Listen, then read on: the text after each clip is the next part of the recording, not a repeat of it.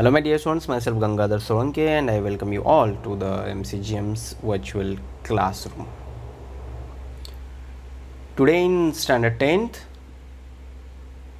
our subject is geography and the topic is physiography and drainage. In this textbook, we are talking about India and Brazil. So here you can see the figure 3.1 and figure 3.2 which is given in our textbook. 3.1 which shows the physiography of India and the figure 3.2 which shows the physiography of Brazil. Now in this session we are only going to talk about the physiography of India, which is divided into 5 major physiographic divisions. But before that, here you can see the drainage of Brazil and India.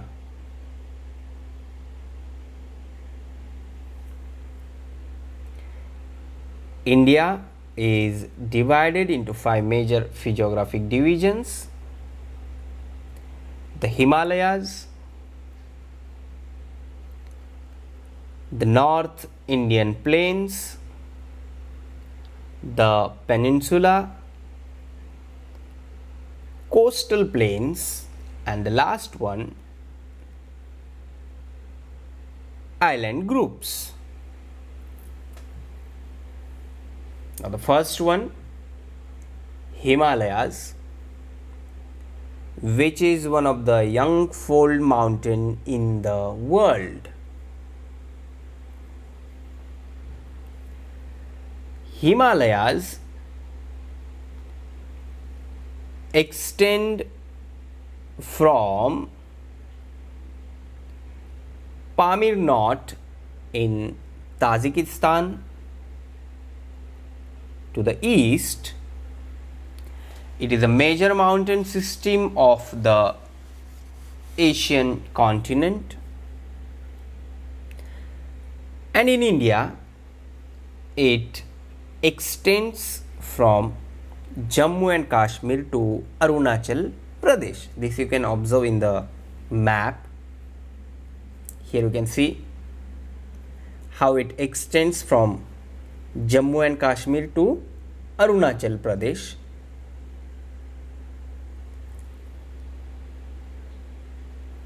This area you can see Jammu and Kashmir, Himachal Pradesh, Sikkim and up to Arunachal Pradesh.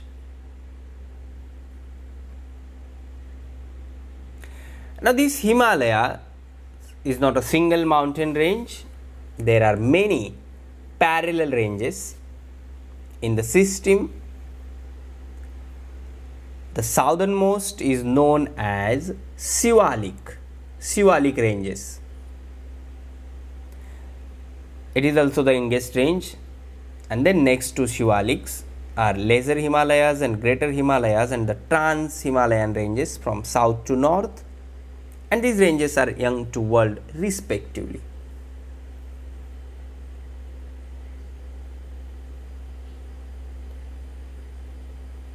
The Shivalik hills or range are the southernmost and geologically youngest east-west mountain chain of the Himalaya. Now in this color you can see this Shivalik hills, this one,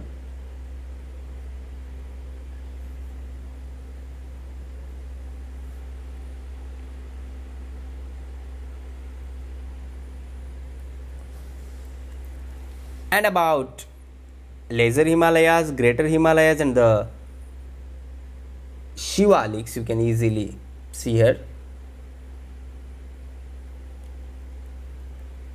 This first one is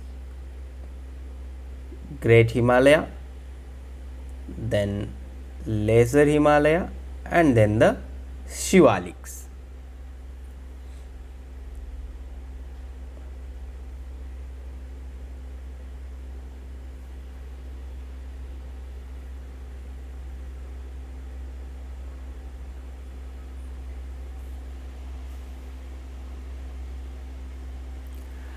These mountain ranges are also divided into Western Himalayas or Kashmir Himalayas, Central Himalayas or Kumaon Himalayas, and Eastern Himalayas or Assam Himalayas. So Shivaliks, Lesser Himalaya, Greater Himalayas, Western Himalayas, Central Himalayas, and Eastern Himalayas.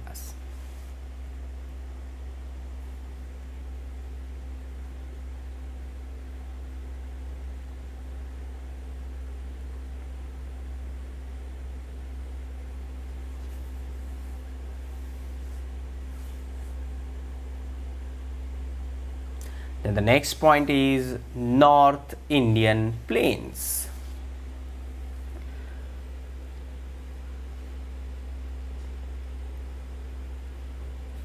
This one you can see the northern plain or the North Indian Plains. This division lies between Himalaya mountains in the north and the peninsula in the south. It extends from Rajasthan and Punjab in the west to Assam in the east. Now here you can see from Rajasthan and Punjab, which extends from Rajasthan and Punjab in the west to Assam in the east.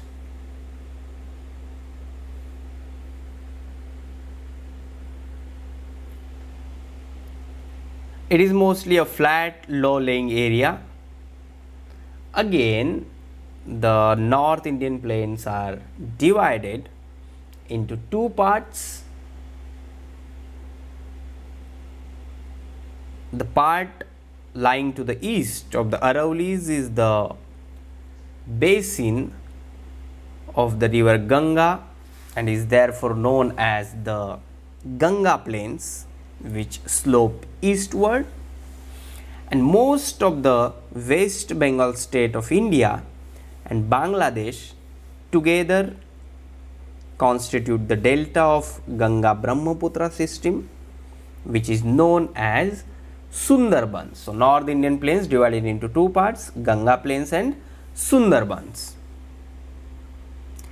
This Sundarban is to be the world's largest delta.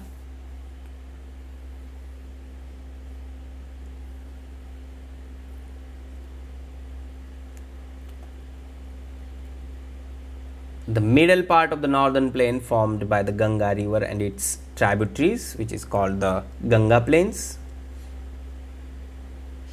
the Yamuna, the Ghagra and the Kosi. Here you can easily observe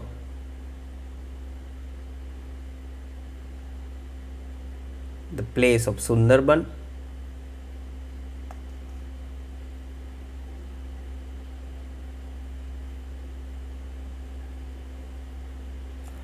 The western part of the North Indian Plain is occupied by desert, which is also known as Thar Desert or Marusthali. This region is spread to the west of Araulis and Delhi ranges.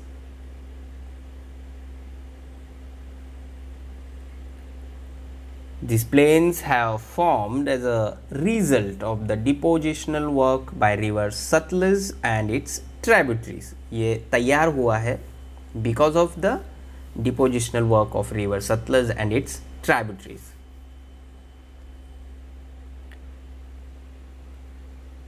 Because the soil here is very fertile, agriculture is largely practiced in this region.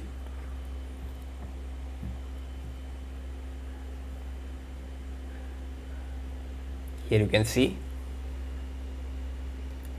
Thar Desert on the screen.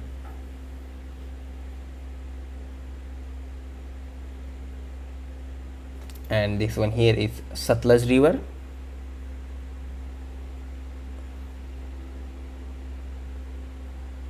Then the peninsula, the area lying to the south of North Indian plains and tapering towards the Indian Ocean is called Indian Peninsula.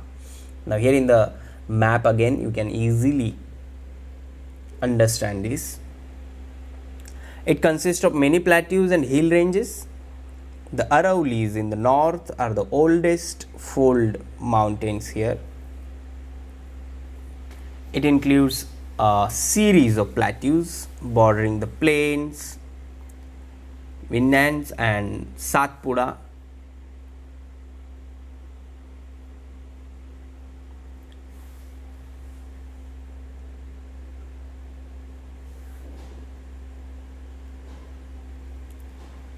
And the next point is the coastal plains. India is blessed with a long coastline extending for approximately 7,500 kilometers.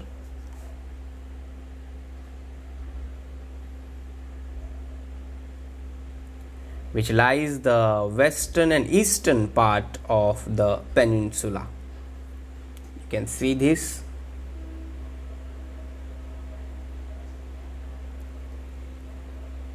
Here on the screen, coastline of India, which is near about 7,500 kilometers. The western coast borders the Arabian Sea. It is by and large a rocky coast. At places, spurs taking off from the Western Ghats have extended right up to the coast. Rivers originating from Western Ghats are short and swift, and hence they form estuaries and not deltas. Here you can see the Mumbai, Malabar coast, Konkan coast, Goa, Mumbai, the western coastal plains, the coastal plains.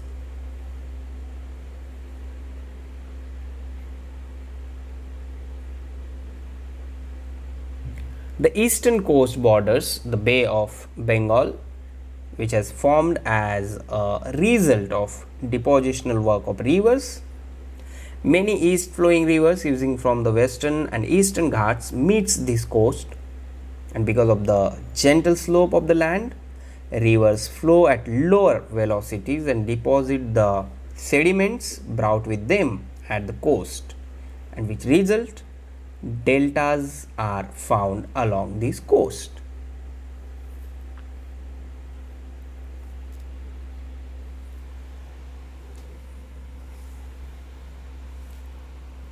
And the next point, or the last point of the physiography of India, the Himalayas, the North Indian plains, the peninsula, coastal plains and the island groups. India has many small and large islands along the coast of the mainland. These are included in the coastal island groups.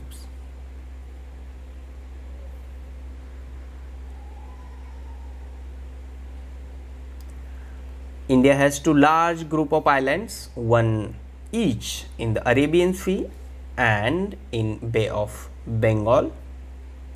The islands in the Arabian Sea are known as Lakshadweep Island, whereas the island in the Bay of Bengal are called the Andaman Nicobar Islands.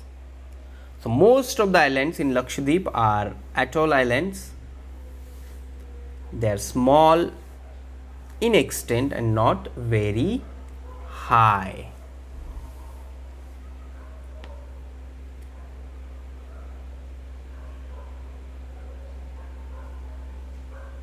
And if we talk about the Andaman group, which are mainly volcanic islands, they are large with hills in their interior parts of includes an island called Barren Island, which has the only active volcano in India. There are atolls in the Nicobar group too. So this was all about the physiography of India. In the next session, we'll talk about the physiography of Brazil and the drainage of India and Brazil. So thank you very much and take care.